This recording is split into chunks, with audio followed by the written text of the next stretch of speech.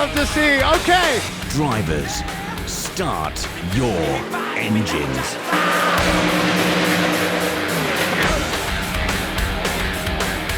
In the end, you don't wave the flag. The flag waves you.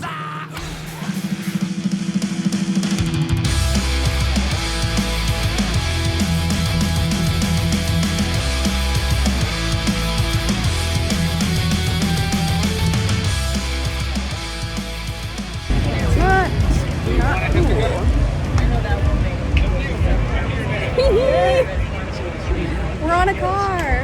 Oh. We do indeed have the Missed Apex logo on the number 50 car of Juan Pablo Montoya, driving for 2311 NASCAR team.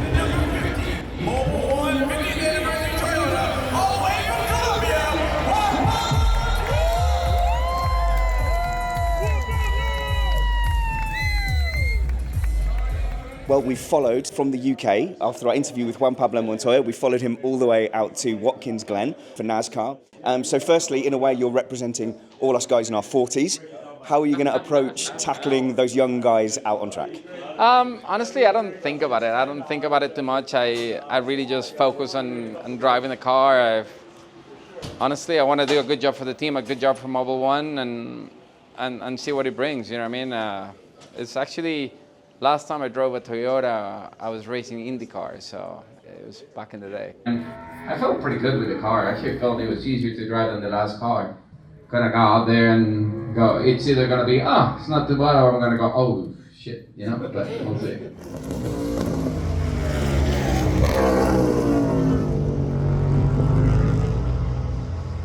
If you overdo it, you screw up. And if you underdo it, you screw up. So, great. Turn one here, I mean, I think that's why they call it go bowling. So turn one here looks like chaos. It's not as bad as, I mean, in the car normally it's bad, but it's not terrible. You just, honestly, it's a 90 lap race. So you need to be smart about it. You got big tire deck. You just gotta have a decent start. Yeah.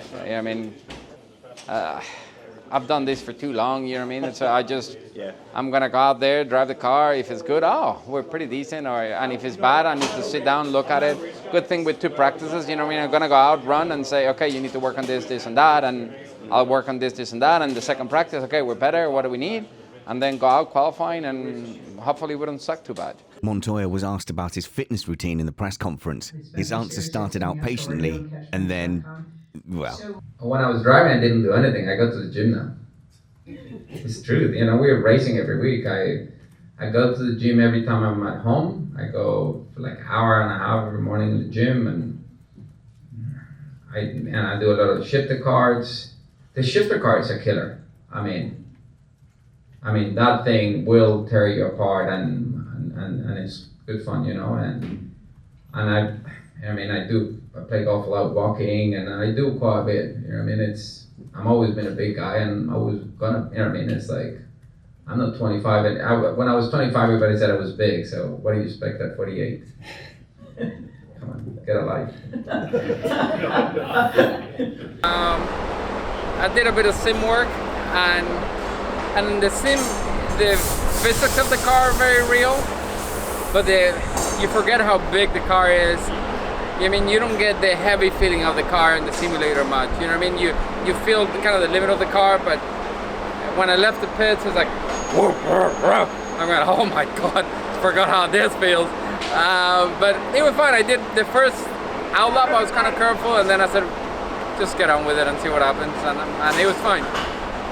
With the distance from your previous full-time career, is it something you can like walk back into joyously now without pressure? I've done that for a long time. You've always been like that? Yeah, honestly, it's kind of disappointing because I've won a lot of things.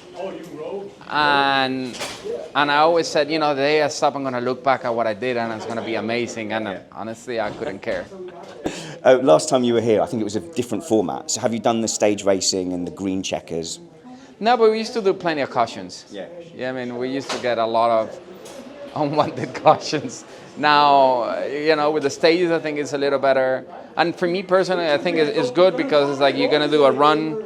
You're going to get a reset. Have a breather, reset, another short run, have a real reset, and then prepare for the longer one, and that's it. So we've been talking a lot with the strategists here, with JR, and there's a lot of things around the stage racing, like giving up a stage, putting yourself in a different order. So however well the race is going, you might find yourself at the front suddenly, you might be at the back.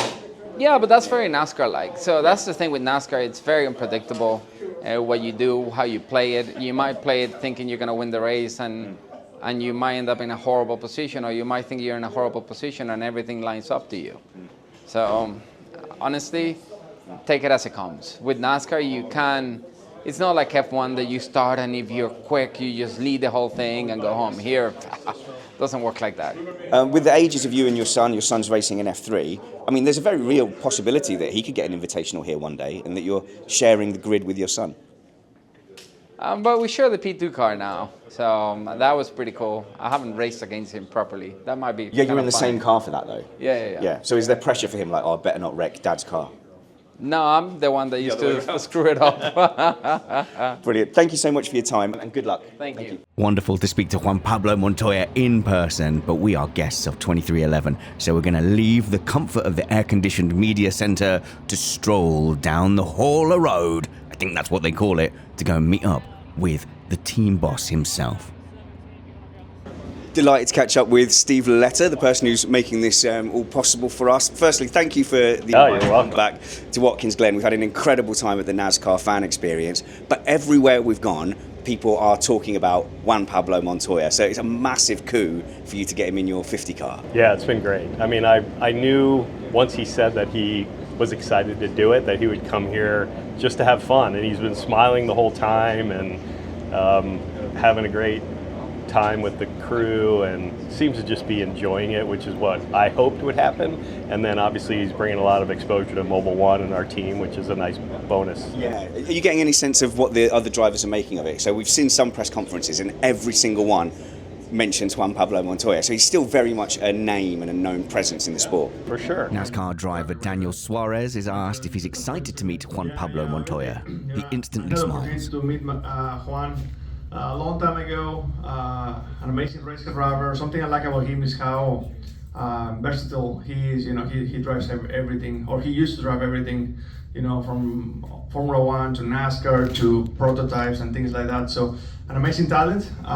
Very happy to have him back. I had the opportunity to talk to him a little bit a couple of days ago. Yesterday at the airport. But yeah, he's excited. Already, a lot has changed, since he was here. A lot, not just on the cars, but also on the drivers. So, really looking forward to get his thoughts after today. For sure. Back to the Hauler with Steve Lalletta. I know that a lot of them realize that he's serious about racing here, and so and what he was like when he was here before. For those that race against him, that he's not here to mess around. So they will be. They'll be a little more careful probably around him, but we'll see how it all plays out. Obviously not interfering with the playoffs. Will you be respectful of the people in the playoffs? And he was like, basically, we'll see what they do. Yeah, if they're respectful of me. But the implied thing that didn't get said was, well, if they're not respectful, I'm going to have them. All right, we are down on pit road. I got a hat. And right now, we are looking for the car that's going to have the Mr. Apex logo on it. We have found one of them. Pretty nice looking car right there. Oh, well, what's that? Oh, what is that? Look at that. We're on a car. Oh. So, I'm new to NASCAR, but definitely a fan of your team. Why should other people be a fan of yours if they're getting into NASCAR, other than we're pretty good at this? Yeah, I think because we're different, right? And we're owned by somebody we compete against every week, and then we're owned by Michael Jordan, who is a pretty competitive guy on his own. So we're here to win, but we're also here to bring a new fan base to the sport. It's one of the reasons why I reached out to you guys, right? Like, say, hey, come check it out. Like, so many of our listeners have said they've started checking out NASCAR. Yeah, and if you're going to check it out, we want you to follow us and be fans of ours and support us. We're only in our 4th season, so we're new. We're just a baby in this thing, and we want as many fans to follow on the journey with us. So it's been fun. How's your experience been? Good? It's been phenomenal. It's been incredibly welcoming. Everybody's just happy to have new people around, and your team has been exceptional at hosting as well. I mean, look, we are the biggest form of motorsports in the U.S., right? So and we need to keep bringing new people to see that, to stay at that place. And I think having people feel like they're welcome and having them feel like it's a family atmosphere and everybody's nice and wants you to be here is a good thing. You see how many people are wandering around the garage here at Watkins Glen. It's a ton of people, and the campgrounds are full, and I mean that's what we want. I say all the time, it's no fun to go to races by ourselves. Right? We want people to come and experience it with us and be part of what 2311 is all about. There you go. Let's do Stephen it. Loletta, thanks so much for inviting us, and thank you for putting us. Cristina, appreciate you guys and coming. thank you so much for putting us on the Anytime. car. That's you guys massive. You're part of the team now, and you're on the car. And anytime you want to come back, amazing. You're welcome. Yeah, you shouldn't have said that in front of Matt. Yeah, I know. You will not get rid It's of a it. local trip for me. So. I understand. He knows. I told him before. He can come whenever he wants. It is very hot already, and we've already been to NASCAR experiences. We were on stage for like 15 minutes, and then we were helping them rev the engine and everything. So, really fun, exciting start to the day so far. And now, we're walking around. We're wandering. We're on the track, actually. So, very good start to the day. Are you happy with the start of your day? I'm very happy with the start of our day. We were pleased with the start of our day. There were race cars, and the people at the NASCAR fan experience put us on stage and gave us microphones. The fools. They know not what they've done. All right, please give a warm welcome to Richard Reddy, Matt Ragsdale, and Christina Mace from Miss Apex. Hey guys. Hey guys, go ahead, take a seat. Yeah, go ahead, take a seat. You guys have been standing all day. Thank you guys so much for... A lot of blank looks. Are you not all Miss Apex listeners for Formula One? Any Formula One fans? Yeah, we Can we check they're the right kind of Formula One fans? Though? Okay, what is the right kind? Here we got go. any Lewis fans? That's not enough. Verstappen? Run, everyone run. So sorry. Can I introduce my team? So I'm Spanners. I'm from a town called England, if you've heard of it. Have you heard of Canada? Because we've got Cristina from Canada. And we brought a local tour guide, Matt Trumpets, to come and do the tech for us. Is it the tire time yet? Okay, what sort of questions should I be sending to Spanners over Just here? what I reckon about things. What- As the host of the podcast, it's to be opinionated and have experts tell me why I'm wrong, but not care. This is great. I'm taking notes right here because Bobby and I, we always have a lot of opinions up on this stage. Exactly. Everybody smile. We're having a good day. I thought it was a picture. No, it's a video, Spanners. Aw. When do I take pictures? Now, when it's over, do you want to go to the media center? Is that where you want to go? Yeah, we got it. We're special and we're on a golf cart. This is so fancy that we're the people that are on the golf carts. I need to hold on. I'm on a golf cart because I am too important to use my legs. Right? Like, a lot of us here are on the road on the weekend.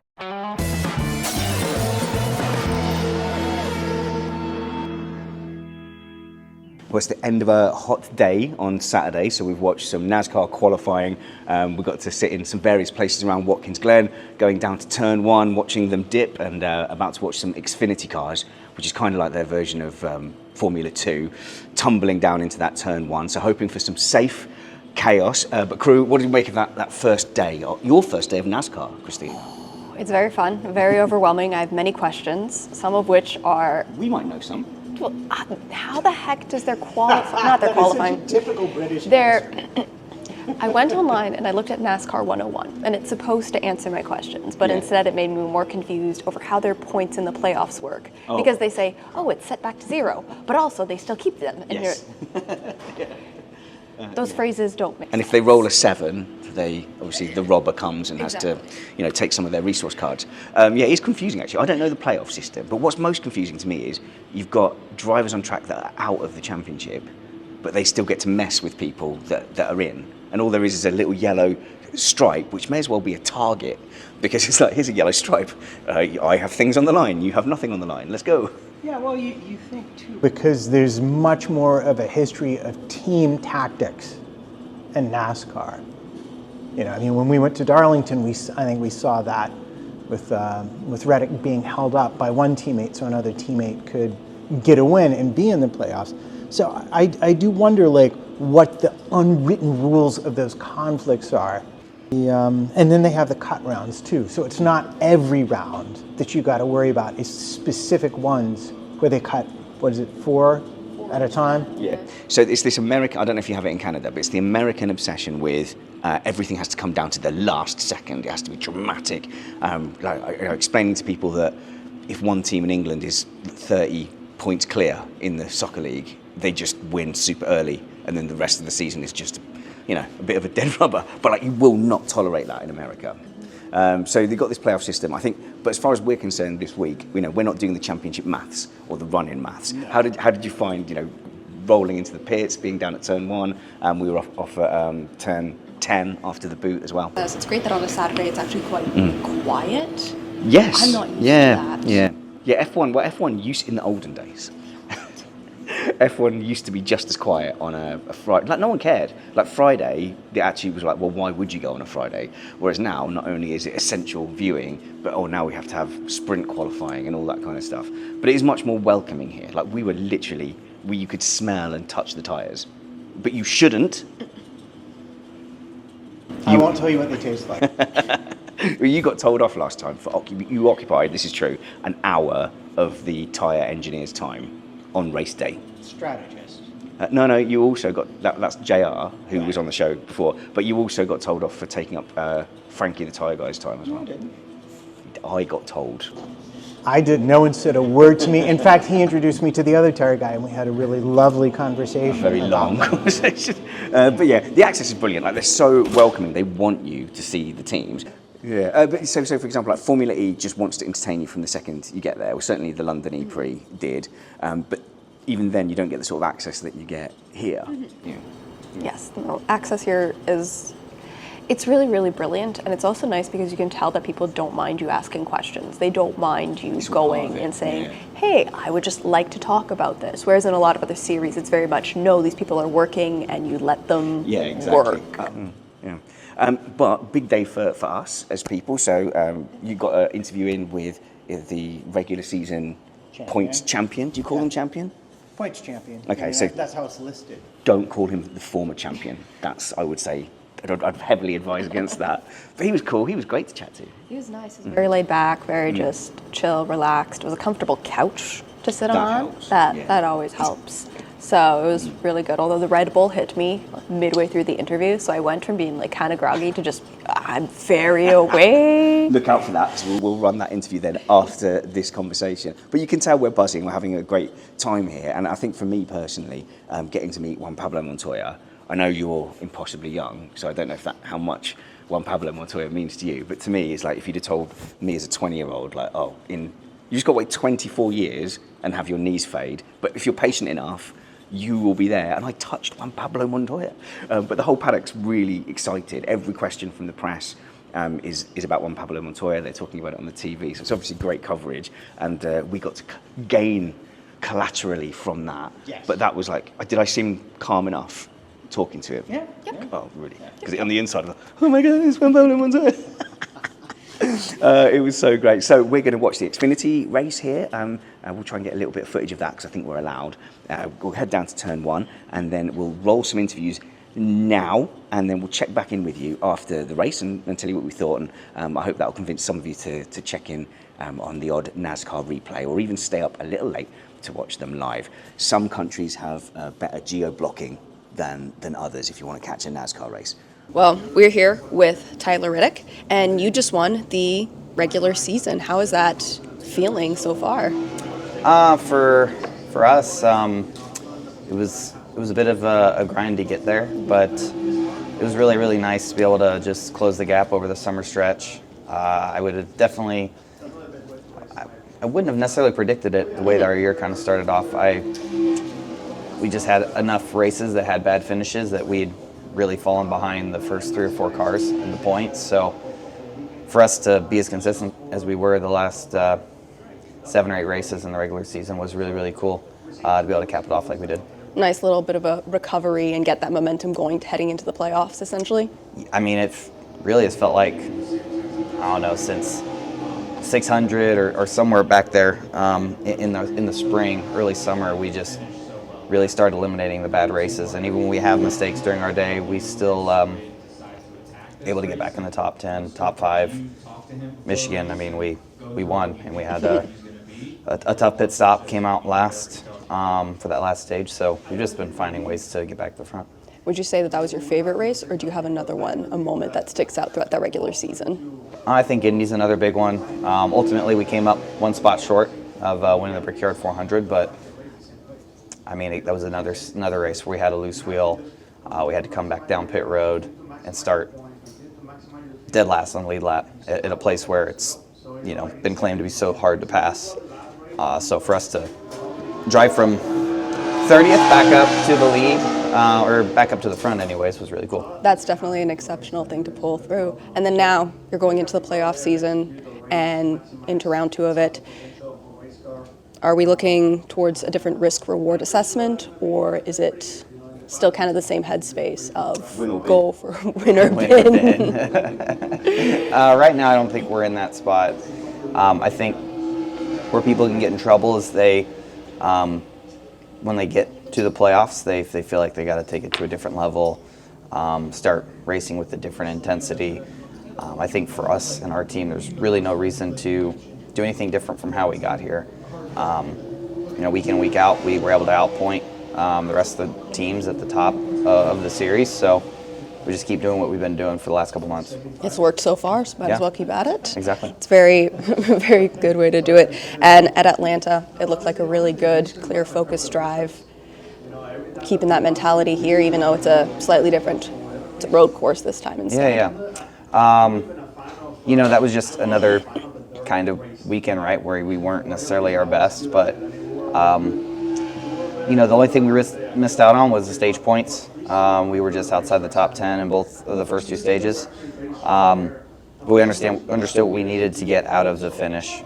And obviously we want to try to lead and win the race, but it was really, really difficult to get back to the front. And we got there at the right time and we were able to get a 6th out of it. Mm-hmm. And there are a couple predictions for this one that you're going to take it. It's a road course. Do you feel like that's a bit of an advantage for you? A good time to get a couple points in compared to other races? We've definitely been really strong at road courses. You know, here this past year they repaved Sonoma, a place that even on the old surface I was decent at. It was starting to finally click and make sense. But it was really nice to be that strong a couple months ago. So we've had some time to work on some things. We actually we even came here and tested. We did the tire test for Goodyear here. So we had a sneak peek at what this tire looks like. So I feel like those things really stack in our favor. You never know, right? Everyone's had a chance to work on their cars or setups, but I definitely feel confident coming here. If I can sneak one in. Oh, yes. Yeah, sure. When you were the in-season champion, do you celebrate that like a title win? Like, how long does the glow of being the points leader in the regular season last? I feel like we definitely would have, but I was so under the weather the 3 or 4 days after the race. That's fine. I was so under the weather the 3 or 4 days post Darlington that I wanted to celebrate, but it was just a celebration in itself to finally be back to 100%. So, excellent. Yeah. Oh, thank you very much for your time. Absolutely, guys. Of course. Great to Thank chat. you. Appreciate it.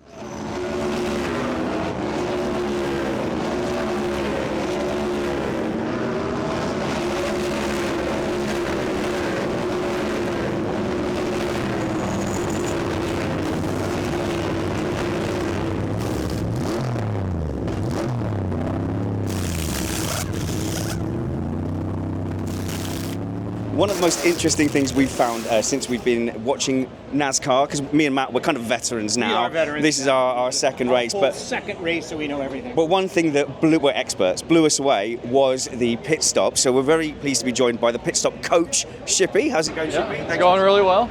It's almost like a sport in itself. These guys, they're doing warming up, they're doing stretches, they work out in the gym, and it's a whole sub-discipline. And it looks like I'm a lot more involved in Formula One. It's become, you're right, it's become a whole separate sport within the sport. You know, back 15 years ago, it was guys working in the shop, they would do that, and then they would fit the car, and we'd have some practice time here and there. It was kind of unorganized. So that's like F1. So it's like, oh, we're one short. Derek in HR said he'd do it, so there's that. But yeah, so that you went away from that. Yeah, we started going away from that.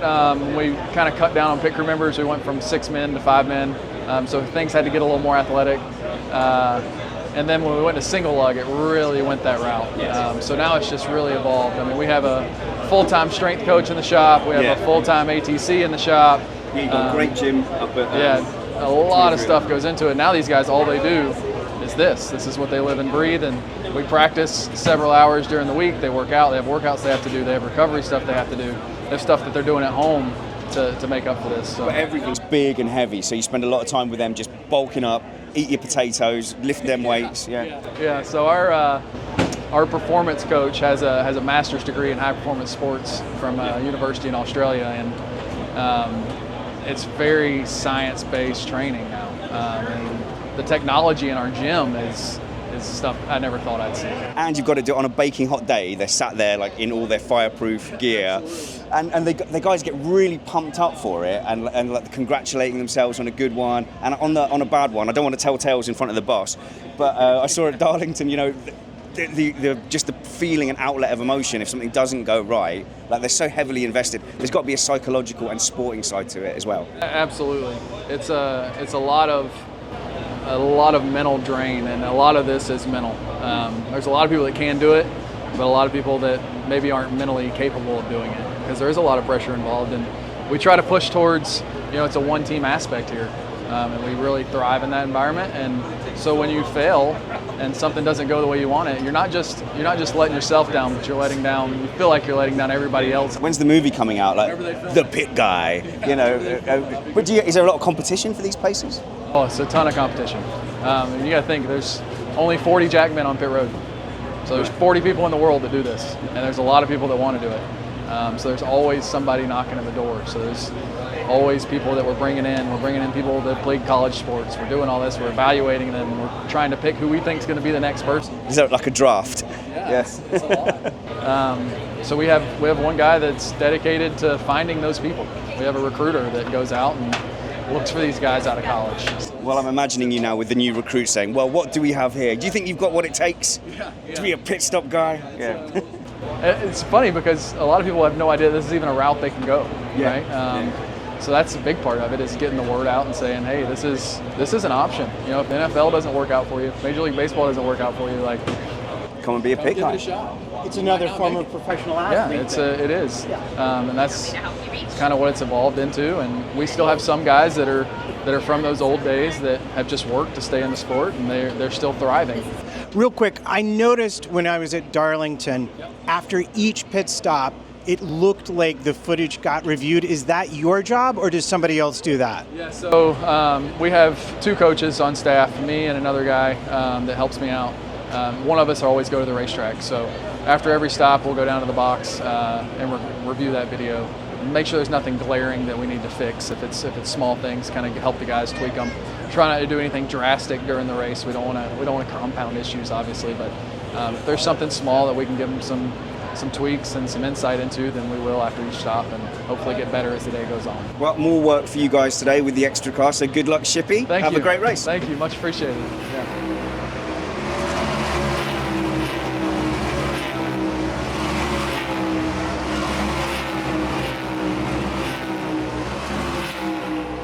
So we're here with Frankie, the tire guy on the 45 car, and he's going to give us a couple of minutes on race day because I'm really that completely nuts about tires. So real quick, for our listeners, can you tell us a little bit about the tires they run on the cars and just like their construction compared to, like, say, a Formula One tire? Well, I mean, obviously the first thing is that they're built by Goodyear as opposed to Pirelli. I believe that they're built in a similar manner. I know Goodyear is all handmade from the ground up.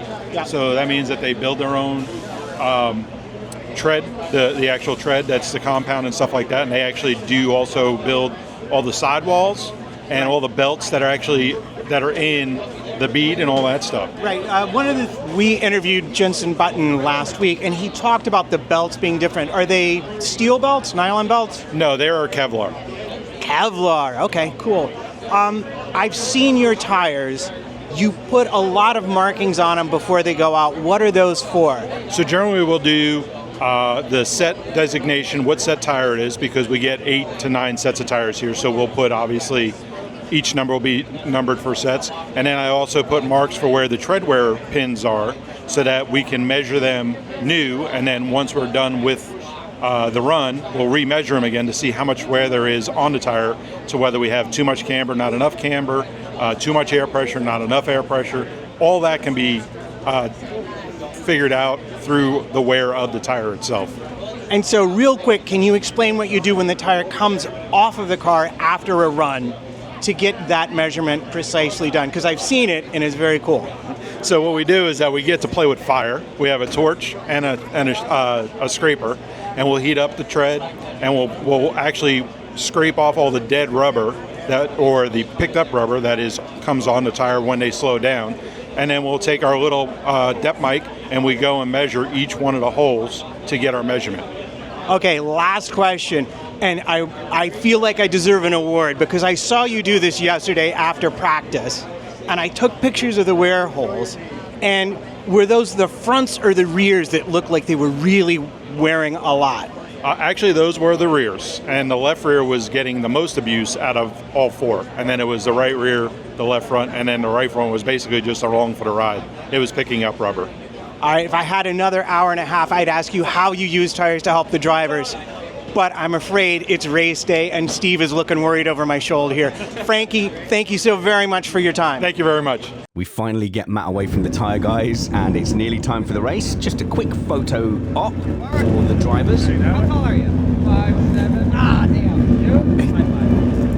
That's Tyler Riddick being disappointed to not quite be as tall as Juan Pablo Montoya.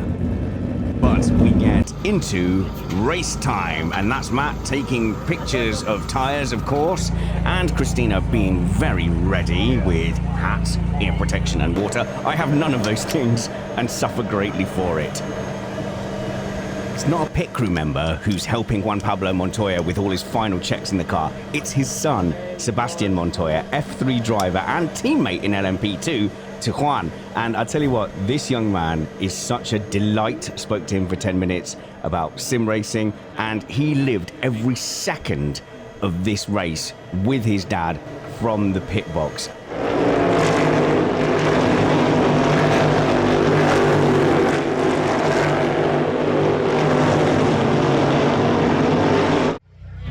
So we're actually like 5 laps in, but I think there've been 0 racing laps. So there was a big chunk on the first lap. Montoya had to slow down to avoid it. So he's running near the back at the moment, but the car is in one piece. So that's the important thing from us and our following Montoya and being fans of him this weekend. But I'll try and hang around, and they're just rounding. I'll show you the view we've got here. In fact, why don't I show you where we are?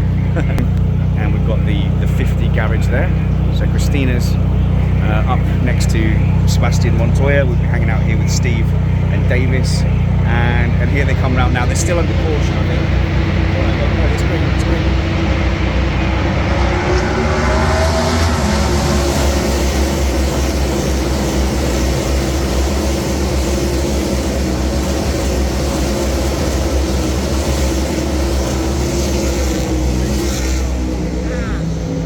I'll admit that I thought the chances of him being on pace after so much time out of the sport were probably low, but I held out hope.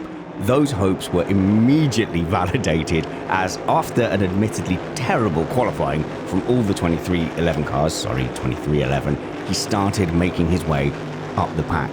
And as the tyre deg started to kick in, sure enough, he was able to make up places.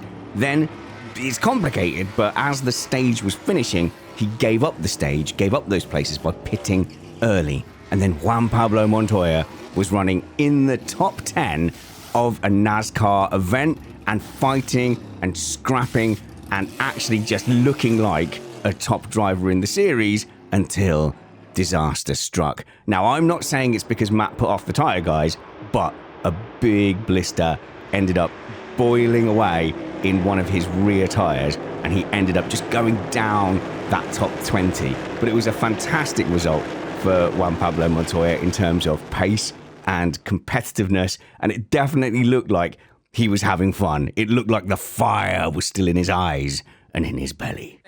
I felt quite good in the car. I felt I was comfortable pushing the hell out of the car. I felt I was good on the brakes, managing the tires, understanding where the limit of the car was pretty good. What's the difference between this car and the car you were in a decade ago?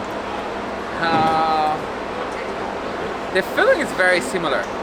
I mean, you brake a lot better here. The new car brakes a lot better. It's got a little less power. I love the sequential gearbox. I think that's amazing. You know, that's a big change. It's pretty cool that you're using all the gears. You know, when you used to do road crew racing, a lot of times you were using 2 or 3 gears. Here, like, you're really going through all the gears, and I think that's really cool. I think that's really awesome that you gotta use the gears, you know, understand the short shift and the blips and everything. For me personally, I grew up with that, so I feel kind of home with it. What made you come back? Why now? What made you hop back in the car with 2311, Mobile One? A phone call.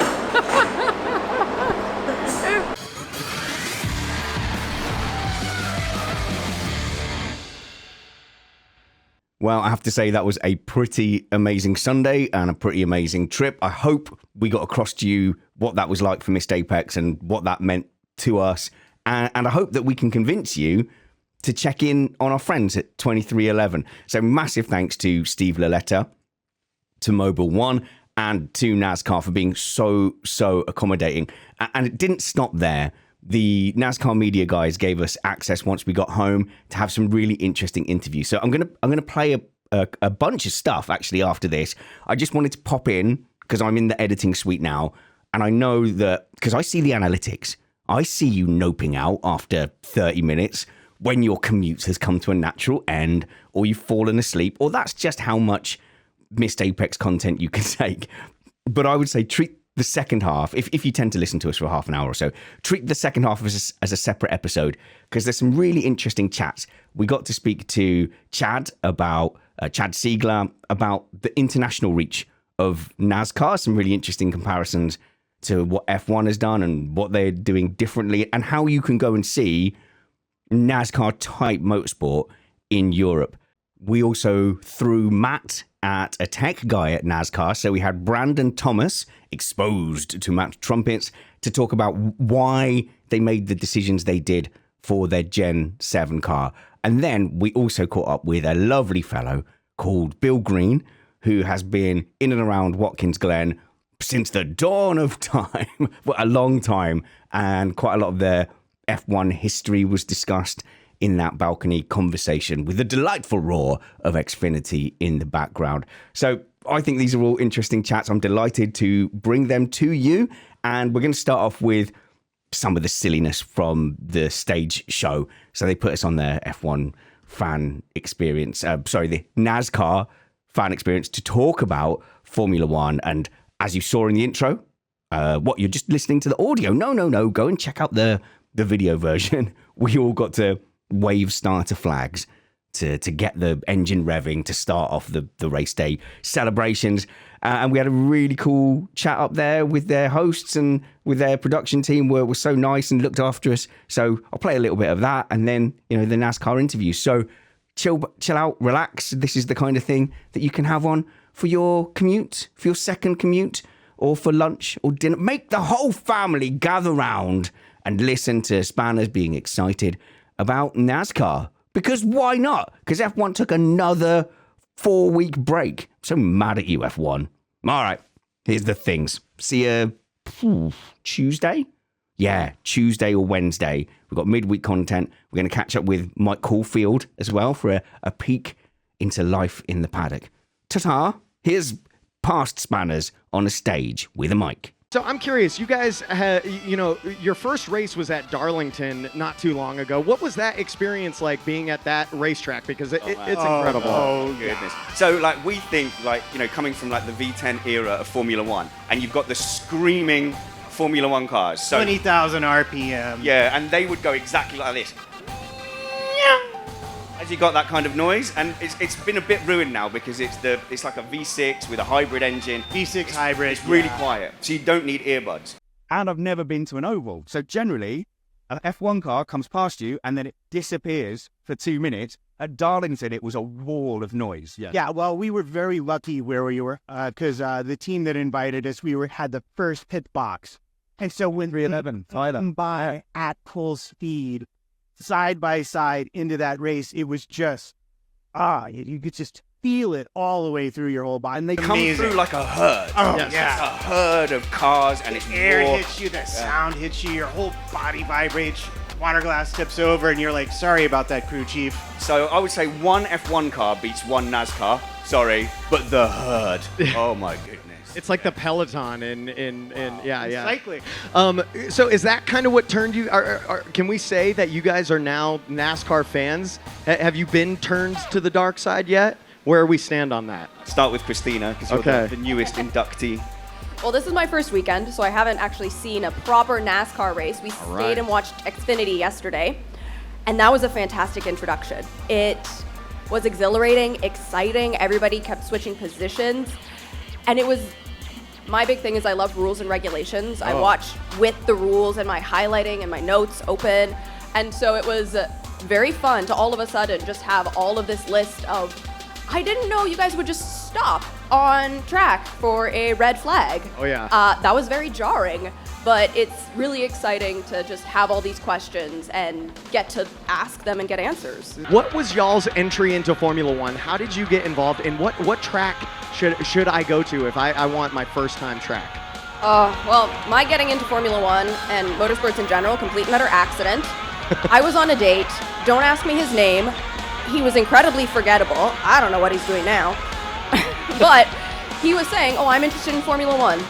And then the internet started haunting me with it. Do you want to follow this person? Do you want to watch this video? And the first thing I watched was a conspiracy, big thing, Crashgate video on YouTube. Not a conspiracy. Not a conspiracy, but it was down the rabbit hole that way. And then you just keep watching more and more motorsports, and it's a fantastic time. But if you were going to go to one Formula One race, I've been to 6 different tracks in Europe, here in North America. I know a lot of people don't like watching it on television, but if you're going to go for the best trackside experience, you go to Miami. Oh, really? Okay. You go to Miami. They've done a fantastic job. So good. I thought I was going to have to hop on an international flight, but you're saying, I don't even have to leave the country. I can go down to Miami and check this out. Exactly, yes. Okay, and then I think I got your favorite driver.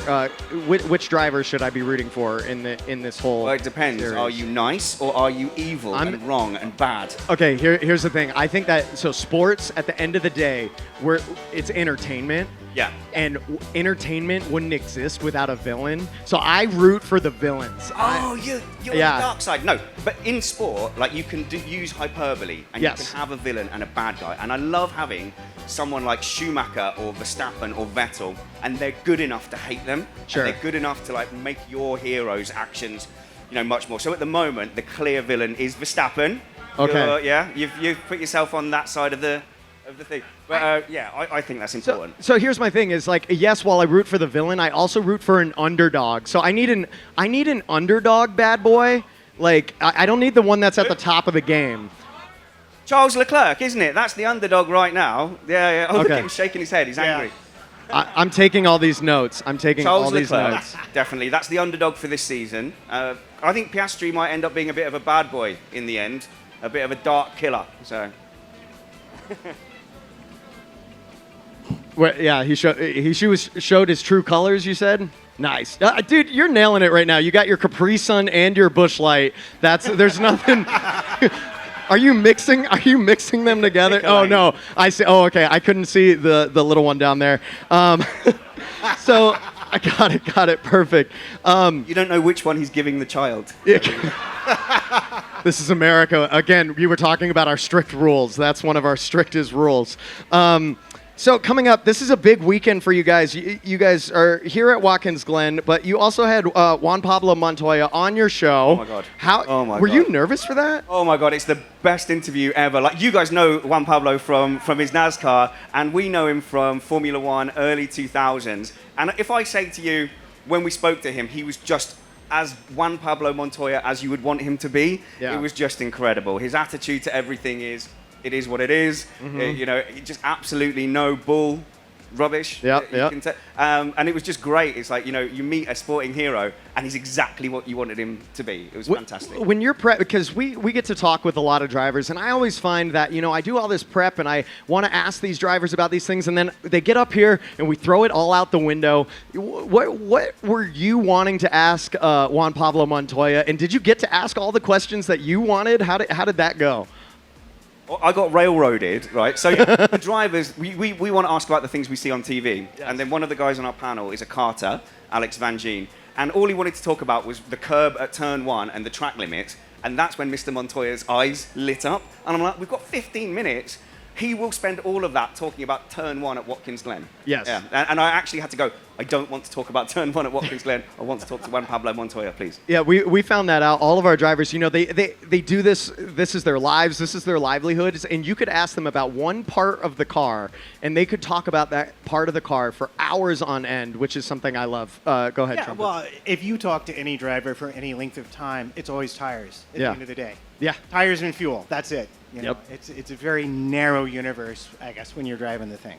Yeah, and we also had Jensen Button on the show, and he's done a few NASCAR races, and he really loved it. So he was talking about how the fact is that at every single turn, there's someone on your bumper. There's someone on each, and we saw that in the Xfinity cars. Like, they don't get left alone at all, and they were really well behaved through the first 2 starts. And we go, oh, this is a pretty disciplined pack until you get to the end. And it was a kind of a win or bin attitude. Exactly. And I mean, we're in the thick of our playoffs right now, so stakes are high. So they'll do mostly almost whatever they got to do to win a race. Okay, we got a special treat for you guys, and you guys, the fans, we're going to hop down here to our cup car in just a second before we leave. So your logo, Missed Apex, I've been listening to the podcast. It's a great time. I love listening to you guys. It's the best one. If you want an F1 podcast, it is the best one. Period. Have we got any listeners? No way! Yahoo! Brilliant.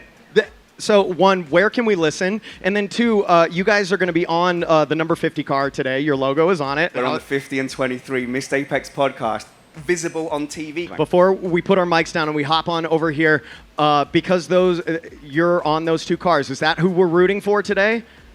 Or our 23? Okay, our 23. Okay, that was a stupid question. Yeah, like, no. Also, Tyler's just the nicest bloke. Oh, the best. Yeah, I had a couple of chats with him in the hauler at Darlington, and Christina was chatting to him, just a generous, kind, cool dude. Yeah. We're going to kick this off the only way we know how here in the United States, which is really loud. So we're going to meet you guys down here over at our Next Gen Cup car in just a second. So don't go anywhere. We're going to turn things up here at the NASCAR Experience. Wow.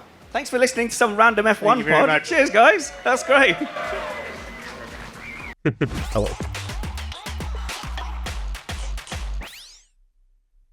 So we're back in the UK now. I still have the ringing roar of NASCAR Cup cars in my ears. Not that the Xfinity cars were any quieter either, but what I've discovered is out there in Americaland, there is a sport that is on the same scale as Formula One in popularity, in complexity, in skill, in drama. Yet, here in England and Europe, we haven't really had it enter our public consciousness. So, if you were the NASCAR Chief International Officer, how would you approach spreading NASCAR beyond the US? Well, luckily, we have such a person because Chad Siegler is joining us in the shed. Hello, Chad.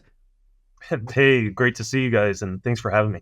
Well, thanks for having Missed Apex out there at Watkins Glen. It's spectacular, and I think if you're someone who's in charge of promo for NASCAR, it's impossible to get across that visceral, physical feeling of being at the track until they're there. I agree, and I've worked for NASCAR for many years, and I always tell people, whether you're a motorsports fan or a NASCAR fan or not even a motorsports fan, once someone comes to the racetrack and they experience it, they leave usually saying, okay, I get it now. I understand, I get it, and it's exciting. I understand why people are just whooping and cheering at the sounds of the cars. Yeah, so we do a lot of F1 versus stuff, and Kyle Larson kicked it all off with the NASCAR versus Larson versus Verstappen argument. But if you do, in my mind, if you do one NASCAR car versus F1, maybe F1 can give you that spectacular experience. but the pack, I think, is no contest. The pack of NASCARs beats F1 hands down.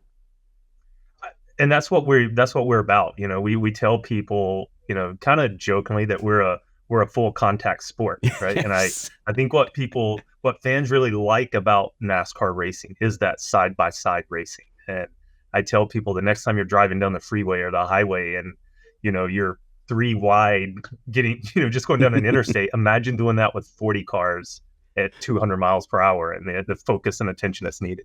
So we're a very reserved bunch over here in Europe. And so we're watching Watkins Glen, and forgive me, I've forgotten the name of who came first and second, but the eventual winner came through by just sending it down the inside, knocking the guy away and going through the whip. And I'm there going, outrageous. I patiently await the steward's inquiry, but there wasn't one. Yeah, no track limits, right? So you're waiting on the track limits rule. But, you know, but again, that's what makes NASCAR so unique and so special. And look, there's fine lines where you can go too far and we have to step in and play that role then of the officiating, but we generally want it to be settled on the racetrack and not by NASCAR in a tower making a decision after the race. So, Chad, I've got sucked down the path of just speaking about motorsport because I've just had a great time watching Watkins Glen, but specifically as Chief International Officer, what is the aim of NASCAR, of the NASCAR spread? And to ask a stupid question, is it like 90% US viewers at the moment?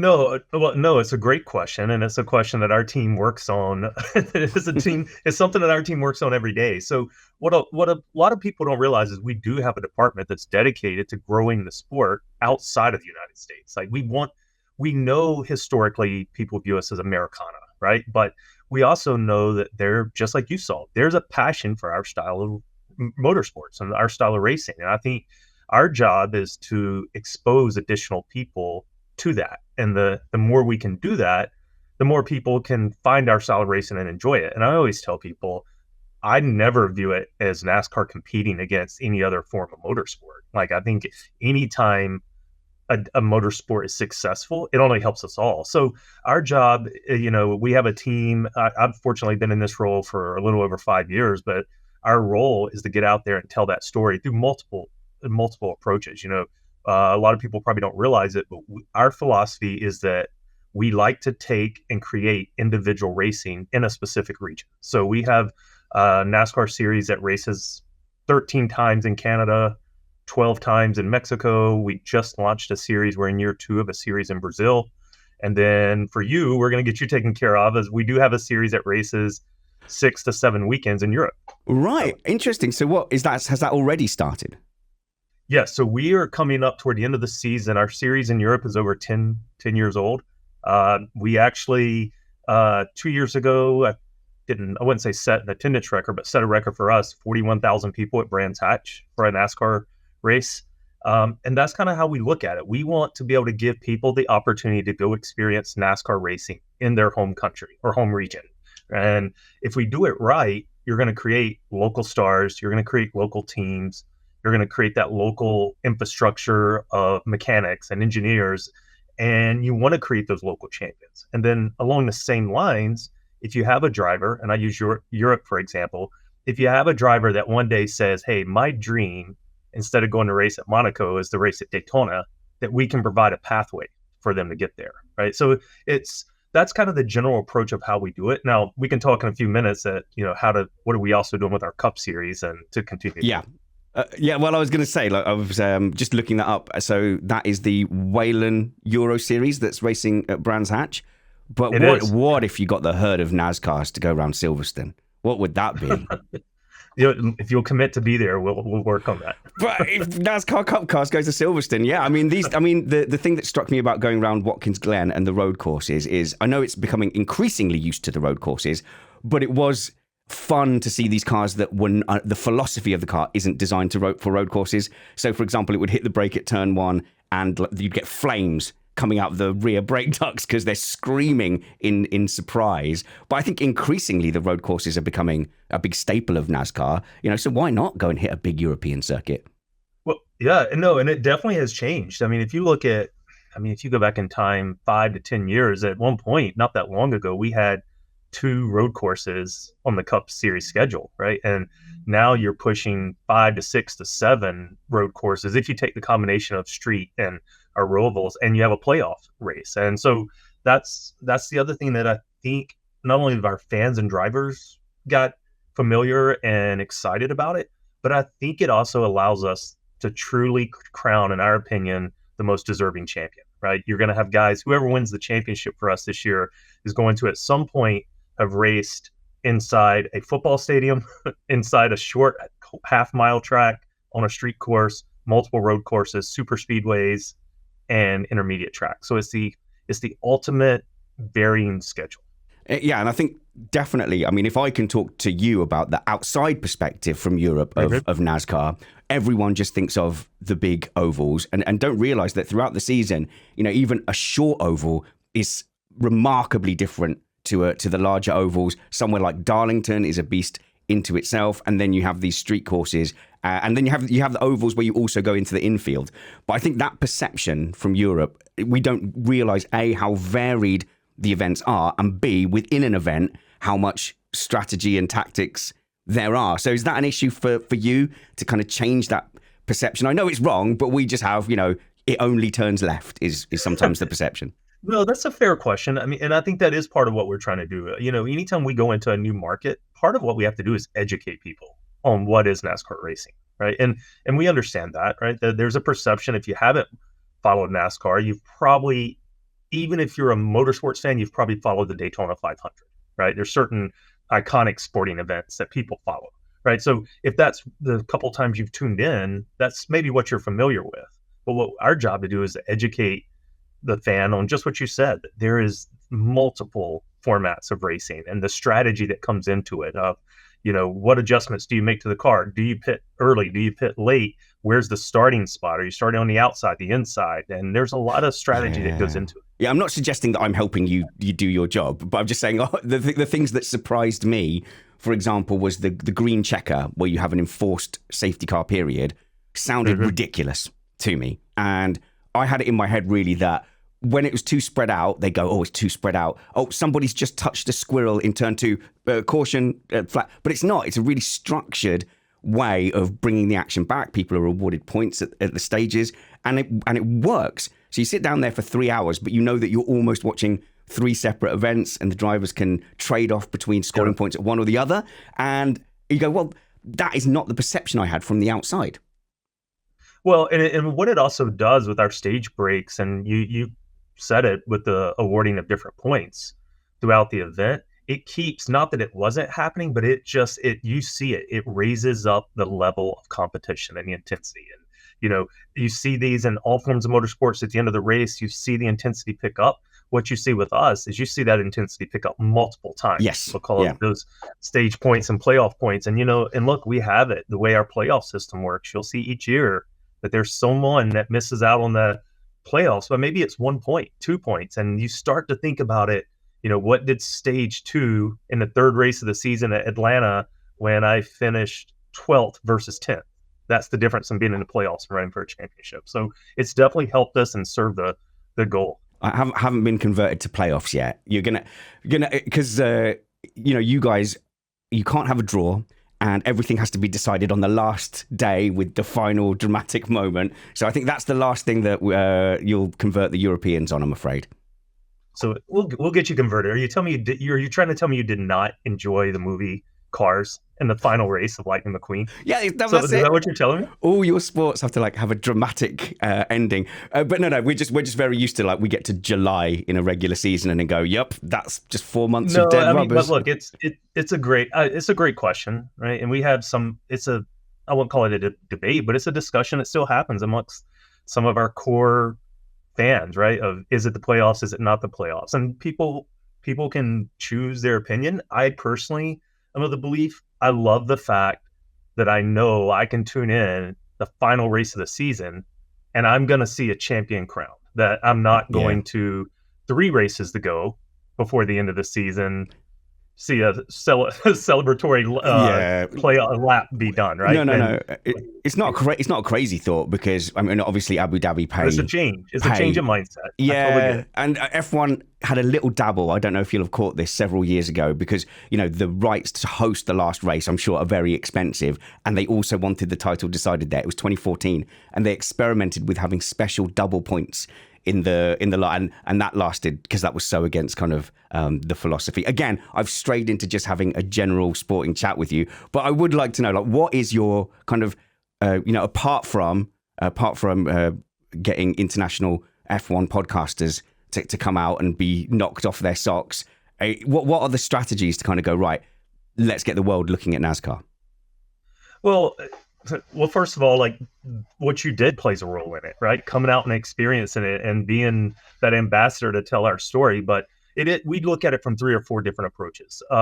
Number one is the one we've already spoke about, which is our individual series in the regions. And those have been very successful. We've seen, I talked about Brands Hatch, but, we just did an event in Brazil that had nearly 50,000 people for a NASCAR race there. And we see that in traditional markets we go. So that's number one with the unique series we have. The second element, as we touched on briefly, is that driver development side. We've seen probably the best example we've had is a gentleman, Daniel Suarez, who is right, yes, in our playoffs, won one of the closest races in the history of NASCAR this year. Danny is a guy that came up through our NASCAR Mexico series and worked his way, and his goal and dream was to race in the United States, race at the Cup Series. So that's an example of that system, in our opinion, doing its job and developing. So that's the second approach. And then really the third one, which we're starting to really get aggressive on right now, is taking the Cup Series or one of our national series, which you experience, outside of the United States. So we've already announced that we're racing in Mexico City. Yeah. And people have asked me for a couple of years, like, okay, when are you leaving? When are you taking it outside the U.S.? When are you taking it outside the U.S.? And what we've always told people, it's not a matter of if, it's when. And I think the opportunity to continue to take the sport outside of the United States is limitless. And the reason I say that is, look, we're not going to be F1. We're not going to our schedule is 38 races throughout the year, with traditionally 1 to 2 off weeks. So we don't have the luxury of traveling all over the world, right? So there's going to be limited dates that you can take. But with that said, we talked about the different formats of tracks. Here's what excites me about our ability is over the last 5 seasons, if you look at the NASCAR Cup series, we have raced on our traditional ovals. We've raced on our traditional road courses. We've raced on, as you called it, like we call it the Roval, which is a combination of the oval with the infield. Yeah, the We've Roval. Raced, yeah. On a dirt track. We've raced on a street course, and we turned a football stadium, an American football stadium, into a racetrack, right? So at the LA Coliseum for 3 years. So what we've shown, in our opinion, is you kind of jokingly talked about Silverstone, but we can go anywhere. I'm not we joking. can go on a street, we can go into a stadium. So that gives us a lot of flexibility to take the products. But I will tell you, along with that, there is with each one of those steps, though, we do look strategically of how do you incorporate, your digital platform? How do you incorporate your television broadcast, your media, and your outreach? So there's always a strategy behind each of those 3 on the growth. But No, that's fascinating. I mean, you mentioned F1, and F1 have been very successful leaking into the United States. And so walking around Watkins Glen, I was absolutely stunned the amount of people that recognized us as being an independent podcast who knew who we were. And you go, we went up on the NASCAR fan experience stage, and we didn't get booed. People were interested to hear about F1 stuff. I thought, they're not going to want to know about F1 stuff. Is there an element of looking across at what F1 has done in America and go, maybe that's the approach we take in Europe?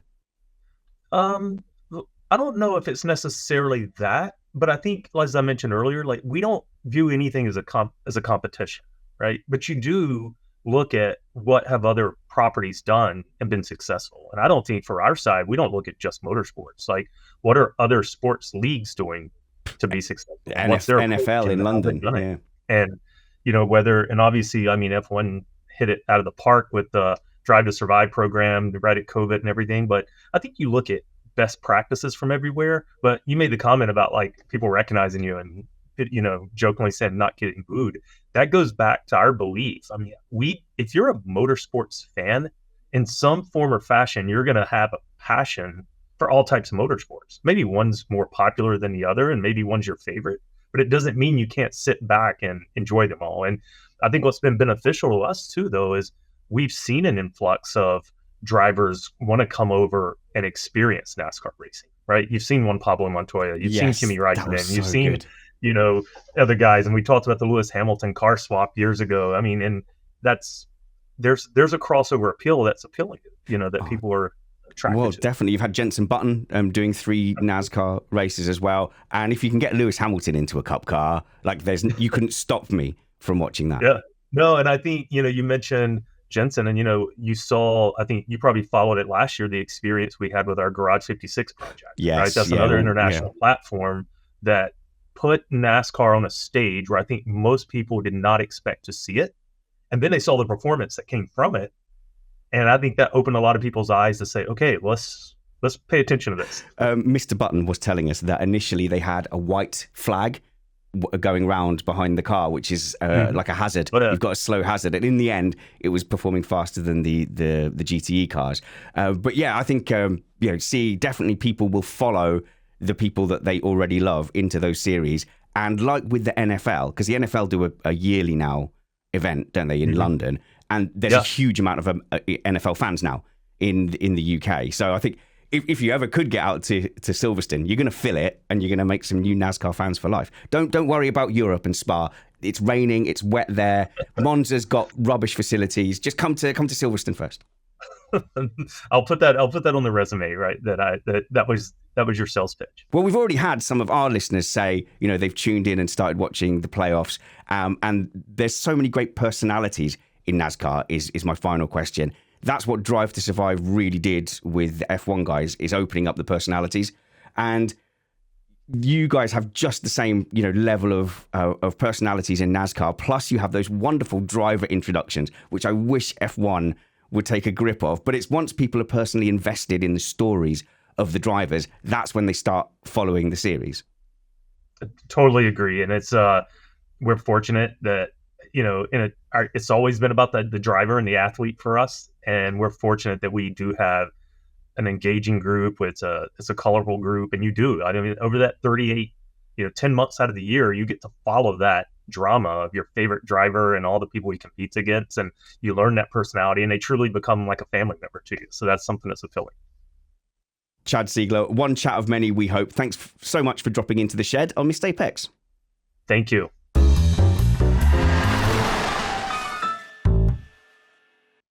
Hey there, Matt Trumpet here, and I'm lucky enough today to be speaking with Brandon Thomas, who is the Vice President of Vehicle Design at NASCAR. Brandon, thank you so much for taking the time to come and visit us. Well, thank you guys for having me on. Now, I know Spanners might have warned you that I will ask you impossible to answer questions, but that's not really the case. We're here today to give a higher level of resolution to our listeners about the technical side of NASCAR. And as I understand it, you were involved, or the project lead, for the Gen 7 car. Yeah, that's correct.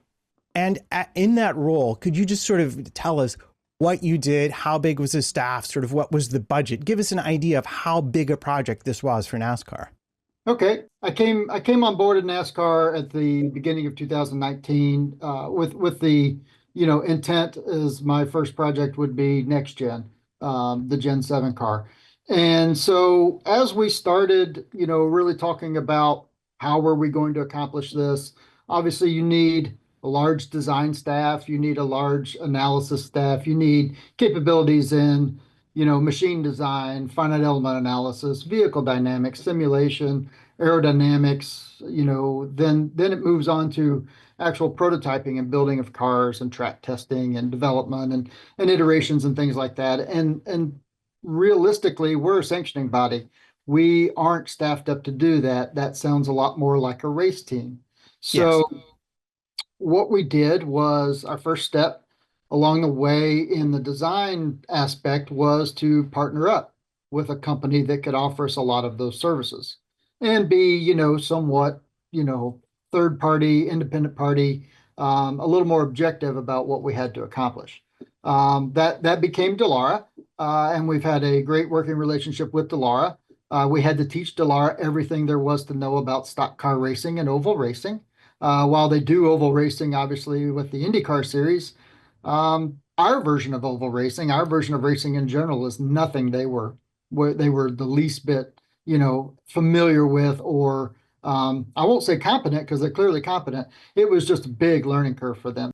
Oh, Right, Brandon, so- you're the perfect guest because you've given a really good answer and you've saved us from about 8 of Matt's questions that he now can't get in. Awesome. Yeah. Oh, well, it's worse. It's like the Hydra. Every answer spawns 2 new questions. You fool! What have you done?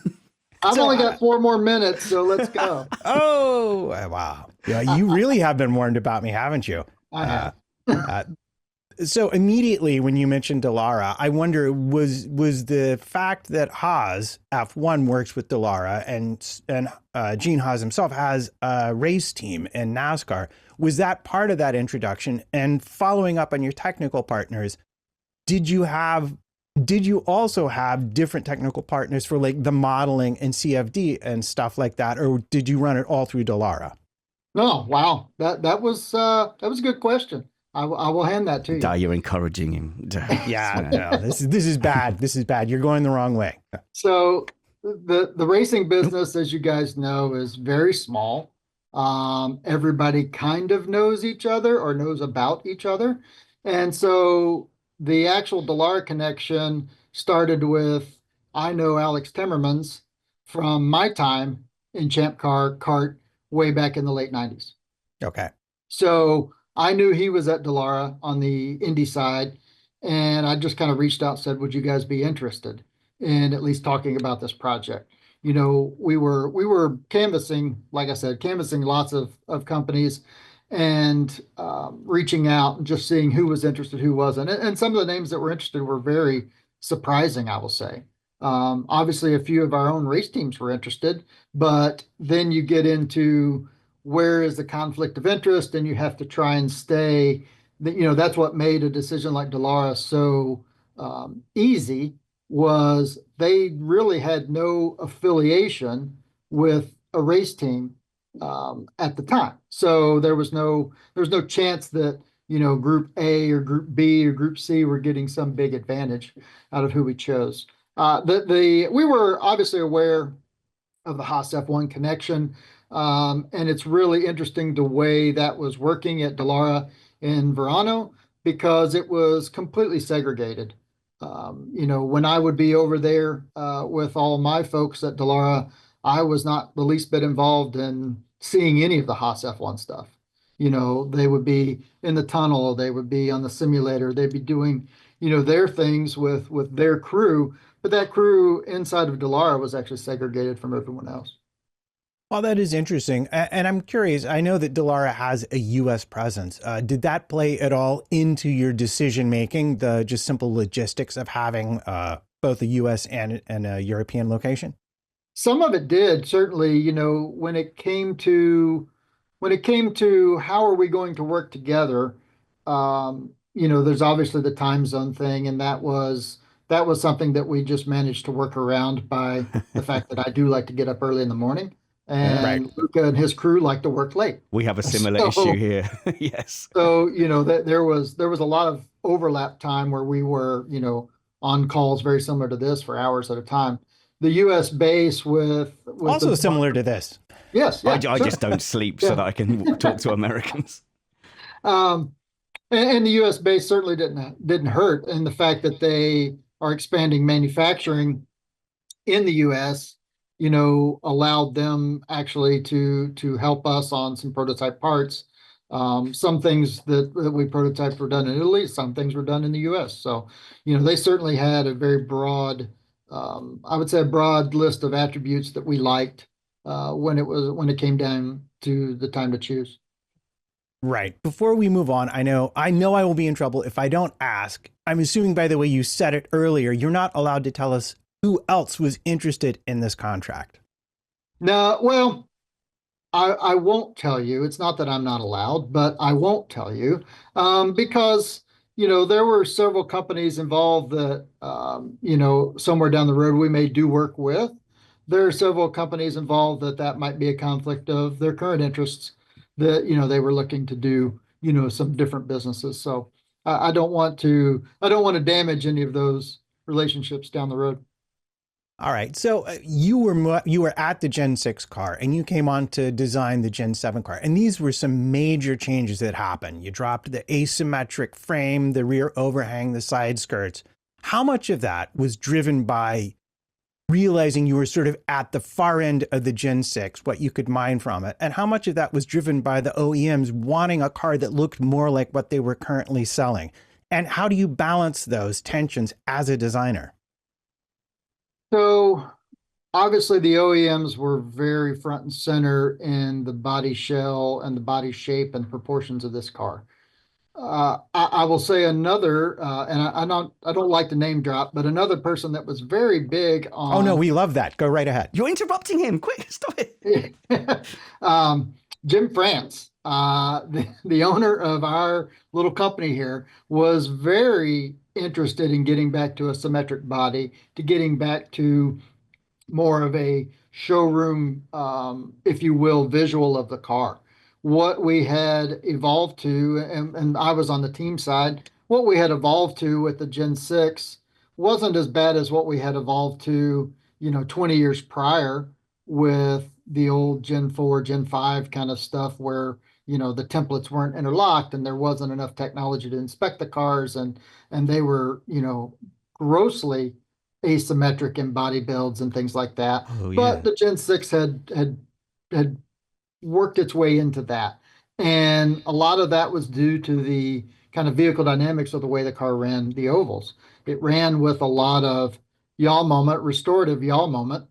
Yeah. So you would tend to have high, what we call side force, on the rear of the car because of the offset tail, because of the rear overhang, because of the very flat shapes. I talk with my hands a lot and I'm like Ricky Bobby over here. But and so you had all these shapes that really promoted this restorative yaw moment to the car. Then as the car would yaw, it would build front side force, which would then kind of trim out and balance.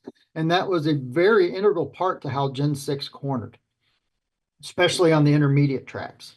And what that meant was Gen 6 was very good by itself. I mean, you could lean on one of those things if you had a driver that knew what the feel should be, and you could really launch one of those things down into a corner at, say, like a Charlotte, Las Vegas, Texas, some of those places. I mean, the corner entry speeds were ridiculous. Right. Which meant the racing was terrible. Yeah, we had that in F1. Yeah, 2017, they had a knee-jerk reaction to the hybrids and said, right, we need more downforce. It's got to be the fastest thing around a lap on Earth, and no one could pass. And yeah, F1 hasn't quite recovered from that. I've just looked up that asymmetric car because I've only got into NASCAR this year, and that's ugly. I don't want to offend anyone, but the cars that we called them Twisted Sisters. Right. The cars we saw on track at Watkins Glen and Darlington are gorgeous, and the aesthetics quite an important part of it. It's got to be. Yeah. I mean, it's a race car. It must be visually appealing. It must be, in our view, it must be loud. It must be rowdy. It must be in your face. It certainly is. That is what it's all about. So you mentioned short tracks, and I know that this Gen 7 car has been very iterative. Things have been added and changed, both for safety reasons and I think for reasons of performance as well. What I want to ask is, how did you manage the change in the aerodynamics? I saw an example by one of your colleagues, a visual example of how the car would shift from benign understeer, the Gen 6 car, because of, as you mentioned, the heavy side force, to a massive oversteer when it was getting passed closely on the outside, because the approaching pressure would change the aerodynamic balance. So how did you take that into account in your design of this car? How did you change things so that we would get better racing and the cars could run closer together without upsetting each other so much? We actually thought, and this is how stupid engineers are as you're working on something, our whole group thought that the car was going to be a little problematic on intermediate tracks and just be a barn burner on short tracks. Well, it's really grippy and runs the short tracks really fast. and they don't pass enough in the original version of the car. And we got to the intermediates, and it's very unpredictable. And so they pass each other a lot, and the drivers and the teams have to really work a lot of strategy and things like that in order to, advance themselves through the field. That's great. So going back to kind of the design and the iteration of it, we knew we were taking all of that yaw moment out of the car. In essence, you were taking 100% of the rear side force out of the car. And so you have to give that back with something. And you give that back with the tires, which is what our intent was all along. So, it's Millikan's moment method, it's airplane stability, it's all those things. You're sitting there kind of summing forces and moments about the CG of the vehicle and saying, okay, well, if in the past I had 600 foot-pounds, sorry, still on the imperial system. And what's that in kilometers? What's that in kilometers, please? Hey, we didn't kick your all's ass in here we go. 76. All right. There we go. There we go. We're biding our time. You watch out. I've got my red jacket around the corner. Come on, us and Sierra Leone, we're holding on tight. We got it. So, if you have, this massive, 400 kilonewton or 400 Newton meters of, restorative yaw moment, you have to make that up with tire grip. And it won't be perfect, because the tire obviously has to be at the right temperature, at the right slip, at the right load conditions and alignments. But that gives a chance to get the vehicle back to the same kind of performance levels in order to hit the minimum corner speed of a certain track. So that was really where we started, was we have to make sure that we have a good suspension system, in this case, we were switching up to independent rear suspension. So this now put the onus back on the teams and the race engineers and performance engineers. You've got to go understand a new tire build, new tire size, a new geometry, and the ability now to take that geometry and manipulate it in, I think I can't remember how many hundred combinations there are of rear suspension geometries you can build into the car as it was designed. But that was all an effort to say, I don't want to be the one that dictates how all of this actually works. I'm going to give you enough tools to either put it together incredibly wrong or incredibly correct, because that builds the storylines, that builds the racing. The perfect car is a terrible race car. The most imperfect car is pretty good race car, because it forces the teams and the people and the personnel of the teams to actually figure it out. So you create like a delta. So there's an opportunity for a delta, like a difference in tire choice, tire pressures. The more you can change things, the more you can mess things up, and the more there is to find. Exactly. Yeah, you can make some terrible choices. So we were just been at Watkins Glen, and so as a Brit from the home of motorsport, we watch a lot of road courses, and the cars from here are designed for those road courses, and it was wonderful, really, to see these NASCARs. That I'm guessing the primary aim isn't for road courses. So they hit the brakes into turn one down the hill, and the rear tires are the rear brakes are spitting out flames. They get up on the curbs and they're just sliding around everywhere. What percentage of your thinking is these have to survive on road courses, or do you just go, well, good luck on road courses, everyone. This is an oval car. You take a company like Dallara, who doesn't race on ovals. Good point. And we have to teach them how to build an oval car.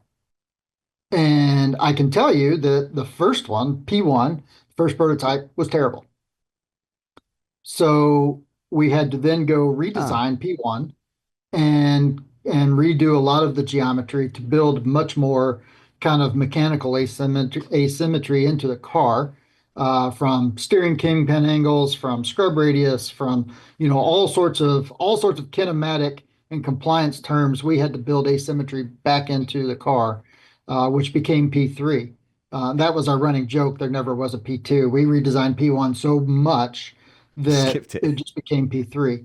So when we did all that, the road course car actually was pretty easy, because we just mirrored the right side of the car. and you take a lot of the same parts and flip them over to the left, and change out a couple of drive shaft parts in the left rear, change out a steering arm, change out a lower bracket on the front upright, and bam, all of a sudden you've got the road course car. We knew the road course car would be pretty good. The car's heavy compared to where we would love for it to be, but a light car is an expensive car, and if everybody's running the same car, why make it more expensive? So the car in road course trim has huge amount of tire grip, not a lot of downforce, but it has mechanical grip, and that gives the drivers the ability to really fight it out. And as we've gotten through the program now in season 3, Goodyear has gotten to the point where, you have to remember all the criticism that they took in the first, year or so. This was the first stock car tire on an 18-inch wheel they'd ever built. So we were trying to design around things like Charlotte and Dover vertical and lateral loads. So their tire construction, their carcass, all of their engineering was centered around durability to begin with. And they've just now got to the phase where they're really going extremely aggressively towards the limit behavior of the tire, the compounding, and some of the temperature effects that they can build into the tire. So what you got to see there at Watkins Glen, and glad you guys got to see that one, was like their latest iteration of road course tire, which suddenly now made a difference in way the strategy had to work. Sorry, Matt. Danny Hamlin was saying, I think they've changed something. They've changed the secret sauce of the tire. Yeah, I was going to say, we were fortunate enough to talk with the tire master at 2311, and he was telling me about the development of that tire specifically for this course. And it's fascinating how much effort and work you get from your technical partners.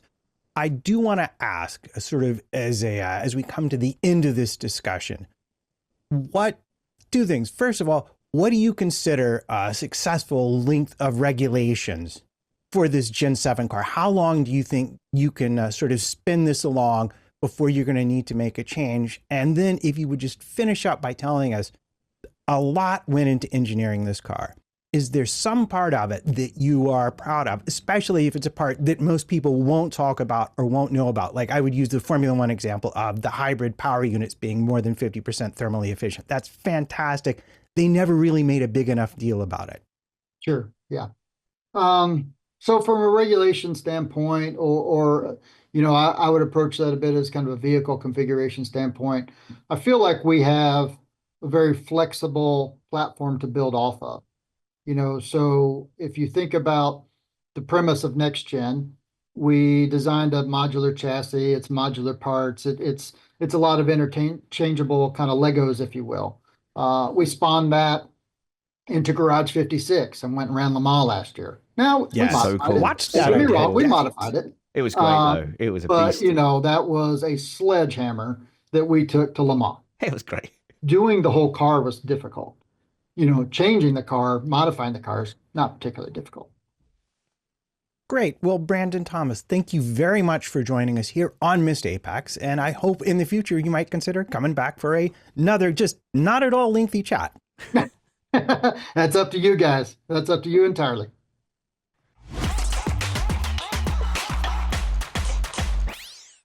Guys, as you know, Watkins Glen has a rich F1 history, previously being on the F1 calendar, and who knows, maybe one day again in the future. But we're really lucky to have someone joining us today who knows all about the history of Watkins Glen and has been here for quite a while. We've got Bill Green joining us. Can you tell our viewers about yourself, Bill? Oh, I'm a local here, lives in a little hamlet over in Moreland, but I saw my first race on October 2nd, 1948, when they ran on the streets, the first circuit, 48 to 52, and then they came up here in this area and they did 53 to 55 on the interim one, and then the one that had the U.S. Grand Prix on it first time was 2.3, and parts of it go through here. What's this circuit here now? Circuit at all? So it wasn't this circuit at all? There was after 56. 56 to 70. Then they built what you see today with additions and subtractions. In other words, they took out the Jody Scheckter chicane, and in modern times we put the inner loop in. Okay, well, my viewers will know I'm very anti-chicane. I think all of them should be removed. But here you've got the bus stop chicane. It's very famous, but some series use it, some series don't. It's quite a brutal chicane.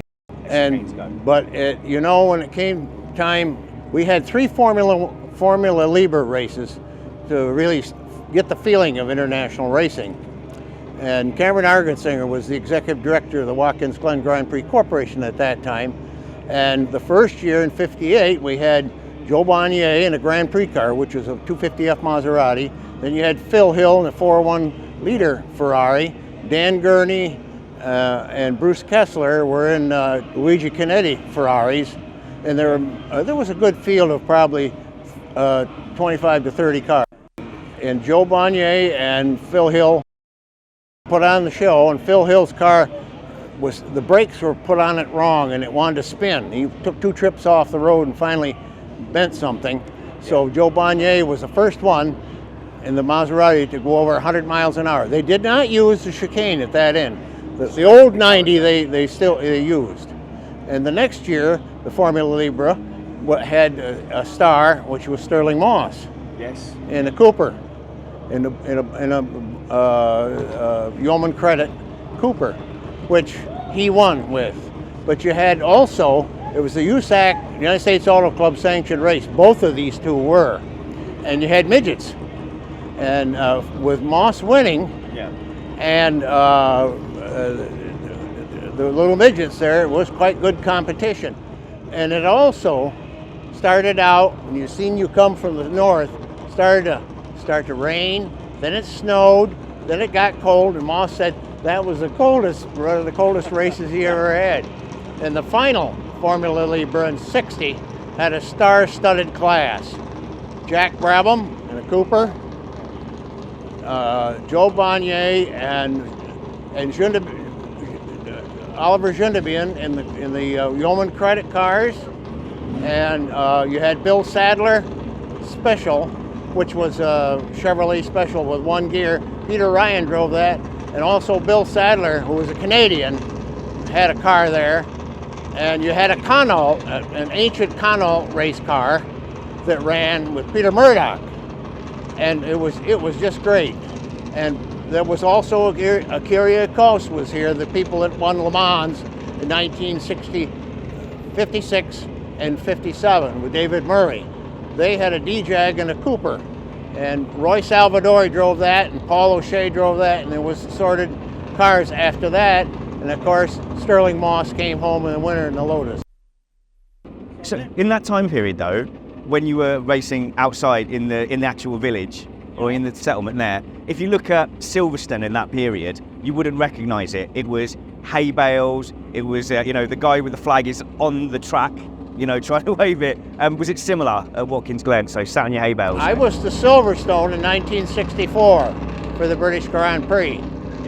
And it was quite enjoyable for me because eventually David Murray, who was here with the D-Jag and that, I went up to Edinburgh and all that. And of course, I went elsewhere. I went to the German Grand Prix too, all with credentials. Yeah, so a lot of our listeners will not have seen many of the drivers you're talking about, but from watching them yourself, did you have a favorite or one that was just you thought was absolutely the best you've ever seen? Sterling Moss. There it is. Best driver ever. Now, I can tell you how the Formula One came here. Yes. Alec Ullman had a 3-year deal to have the U.S. Grand Prix at Sebring, then it went to Riverside. Both weren't very well attended, let alone financially. Right. He then looked at various places, at Daytona on the Speedway. He looked in Miami and also another place where there was a blimp Army base, and none of that worked. And the time ran out, and Cameron applied for it, we applied for it. There was 8 weeks to put together a U.S. Grand Prix. Wow. He put it together. The only thing we didn't have was the 3 Ferraris, because at Monza, Phil Hill was world's champion. He was the honorary starter here and Grand Marshal. But Count Von Trips was killed on the second lap when he went up over Jimmy Clark's rear wheels on the before you get to the Barracaba, and of course Trips died, and there were about 10 to 12 others up in the spectators. So we didn't have the Ferraris, although we had money for one if Ferrari would send one, but they never did. Anyways, Phil Hill came, and we had 20 cars, all the main regular main people, and it was a success because we had people where you never seen them before. In this one movie we did, the 25-year, Cameron says, I saw people where I never thought they'd ever, and white shirts where they never were before. And of course the next year, it was successful again. It was successful all the way up through. Then the idea that the ACUS, the Automobile Competition Committee of America, wanted to rotate and move the thing around the United States. So USAC applied for it. And they both, even ACUS didn't understand the starting money procedure. Out at Indianapolis, you know, they come and pay their money and race. These people want starting money and freight money to bring the cars over. Right. And Cameron then went to both Tom Binford and the head of ACUS, showed them what it was, and they said, my, we never realized that. They never bothered us, and we ran successfully here for 20 years. The Formula One Constructors Association was all about the money. And, you know, any of the circuits at that time, they'd make suggestions and all that, and they figured they did, but the organizer it didn't. It was like pulling up weeds in the garden. It costs money every time you change guardrail, catch fence, and all that stuff. And that's what hurt a lot of tracks. So was that part of the original track design to have that flexibility, or did that just occur The one naturally? we use today had that flexibility. With the modifications they've done, they took out the Jody Scheckter chicane and put in to slow up, because there was a driver killed some years ago in NASCAR, so they put the inner loop in to slow the cars down, going through there and then down into the loop. So what was it like the first time you saw the Formula One cars on track here? Because you'd obviously seen other cars racing. We were very excited. I was, because I'd never been to a Grand Prix. I'd always read about it and seen it. But the tingle, it was almost like the years when they ran through town. Celebrities were here, and television stations, bigger television stations, and the European press. And just the flavor. And of course, the first 2 years, they put the cars down in town. Then in the maintenance building is where they garaged them after that until they built this new one, when we rebuilt the track in 1971. Well, this has been a fascinating chat. I think we're going to lose you to the Xfinity engines as they fire up. But thanks so much for that guide, Bill Green. Where can we catch up with your organisation? Because I know you do some historic race car stuff in town. They just had the downtown one a week ago. Next year it will be the same weekend because they moved the races back into August, and there will be that then. The Watkins Glen Grand Prix Festival, but I also work at the International Motor Racing Research Library as historian. Yeah, we have books, lots of books, films, documents. There's a race car on the floor right now because that's about the only. We've put 3 race cars, Formula One cars in there once, and pictures, all kinds of memorabilia, and out front the memory bricks, and also out front we also have with the Watkins Glen Grand Prix Festival, the Walk of Fame, and part of that's down there. You got people like Sterling Moss, you got Cameron Argensinger, you got Jack Brabham, Briggs Cunningham, Phil Walters, who won here at the Glen. Anybody. Bill Green, thank you so much for your time. Car.